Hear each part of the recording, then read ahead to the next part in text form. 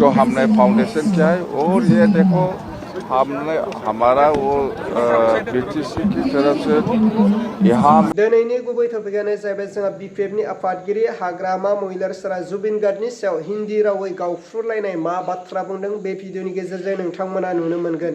दा गिबियावनो रायजोफोर नोंथांमोनखौ आं खावलायग्रोदों नैबे आंनि बस्को बर' 2.1 सेकेन्ड इउटुब चेनेल जायफ्रा बे चेनेलखौ साबस्क्राइब खालामाखै स' नोंथांमोना साबस्क्राइब खालामनानै लाहै मानो होनोब्ला बेवहाय एसामिस निउज आरो एसामिस भिडिअ क्लिप नोंथांमोना नुनो मोनगोन। स' बेनिखायनो नोंथांमोना बे आंनि सेकेन्ड इउटुब चेनेलखौ साबस्क्राइब खालामनानै लाहै। अब्ला रायजोफोर जोंहा हाग्रामा महिलारिफोरा जुबिन गार्डनि सायाव मा बाथ्रा बुंदों बे भिडिअ क्लिपखौ आङो स्क्रिनाव होबाय। लोगोसे आङो जोबनायावसो आंनिफ्राय आङो फंनैसो बाथ्रा बुंगोन बिपिएफखौ बा हाग्रामा महिलारिफोरखौ। स' नोंथांमोना नायग्रोदो। तो हमने फाउंडेशन किया है और ये देखो हमने हमारा वो बीटीसी की तरफ से यहाँ में 25+ गैदरिंग होकर हमने उसको ट्रिब्यूट किया है, हमने श्रद्धांजलि जताया है और हमने जो देख के जो मालूम हो गया कि सभी जितना भी संप्रदाय है, राजवंशी हो, नेपाली हो, बोरो हो, सब संप्रदाय के लोग यहाँ पे भाग लिया है और मैंने बहुत अच्छा लगा। और बीटीसी की तरफ से मैंने उन लोगों को सबको कांग्रेचुलेशन दिया।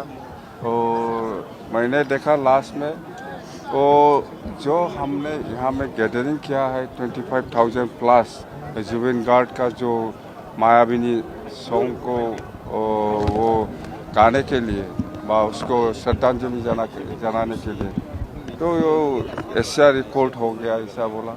इंडिया में भी वो रिकॉर्ड किया है, इसके पास एशिया में भी बहुत अच्छा रिकॉर्ड किया है। बनने के बाद आप पहला वो बीटीसी बनने के बाद वो वही फर्स्ट जुबिन गार्ड का प्रोग्राम में वो बर्थ एनिवर्सरी जो प्रोग्राम है इसको हमने सक्सेसफुली कर नहीं पाया, बस वही बात।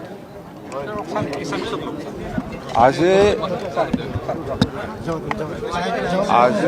25,000+ সকলো ৰাইজক লৈ পেলাই সকলো জাতি জনগোষ্ঠী ইয়াত উপস্থিত আছে। ৰাজবংশী হওক, বড়ো হওক, নেপালী হওক বা মুছলিম হওক বা গাৰো, ৰাভা, নাথযোগী, সূত্ৰধৰ, আদিবাসী সকলো জাতি জনগোষ্ঠী ইয়াত উপস্থিত থাকি পেলাই আজি जुबिन गार्ड डांगरियार जितु बार्थ एनिवर्सरी 53 बार्थ एनिवर्सरी एटू आमी एकेलगे आमी श्रद्धांजलि जनाइছোঁ। और यार लगत बहुत प्रोग्राम आছিলে, আজি जेनेबा ब्लाड डोनेशन प्रोग्राम आছিলে, गाछ रोआ प्रोग्राम आছিলে और विभिन्न आमार दिन जरी रातिपुৱাৰ পৰা दिन जरी बहुत प्रोग्राम आছিলে। मुठते शेष হৈ গ'ল। लास्टत जुबिन गार्ड डांगरियार जितु मायाविनी जितु सং एटुके बड़ो भाषात अनुवाद करि गाइছোঁ। सबै एन्जय কৰিছে, सबै भाग লৈছে, সকলো জাতি জনগোষ্ঠী। मुठते आमी আজি जितु प्रोग्राम কৰিছোঁ एटु एशिया रेकर्ड হৈছে বুলি আমি ইতিমধ্যে গম পাইছোঁ আৰু আমি আপোনালোকে দেখিবলৈ পাইছোঁ। মই খুব সুখী, সকলো বিটিচিবাসী ৰাইজক মই ধন্যবাদ যাচিছোঁ। আজি जुबिन गार्ड डांगरियार जितु बार्थ एनिवर्सरी हेतु उपलक्षे जितु आमार श्रद्धांजलि प्रोग्राम हेतु सक्सेस करार कारणे। Thank you. अब्ला मानो गेदेर रायजो राजा आरो लोगो नोंथांमोना थारैनो नुबाय, खोनाबाय, बुजिबाय नङा होनब्ला? जोंहा हाग्रामा महिलारिफोरा जुबिन गार्डनि नामाव 32 बिगा हा होबाय। बेयो मोजांनि बाथ्रा आरो जोंनि बिटिसिनि थाखाय रंजानाय बाथ्रा नङा होनब्ला? दा बिथांनि थाखाय 32 बिगा हा होनो हादोंब्ला जोंनि बर' जे बिर जोहोलावफोर जे हारिनि थाखाय नांसोमबोनाय, हारिनि थाखाय जिउ बावबोनाय, बिथांमोननि थाखायबो माबा मोनसे खालामना दोनोब्ला जोंनि बर' रायजो राजाफोरनि थाखायनो गोजोनथाव। जे हाग्रामा महिलारिफोरा जेरैबायदि जुबिन गार्डनि नामाव 32 बिगा हा होनानै बिनि नामाव पार्क बा दसे जिरायग्लांनो, दसे बेरायग्लांनायनि जे लाहार फाहार खालामदों, थिग बेबायदिनो जोंनि बर' बिर जोहोलावफोरनि नामाव जे मुंख्लं जालांनाय बिथांमोननि नामाव माबा मोनसे खालामनानै दोननायब्ला जोंनि थाखाय मोजां। लोगोसे जों खावलायदों जे हाग्रामा महिलारिफोरखौ जोंनि एनडिएफबिनि दैदेनगिरि रन्जन दैमारि सारखौ गोख्रैनो आरो खम समनि गेजेरावनो जे जोबथेसालिनिफ्राय उदां खालामनानै होयो।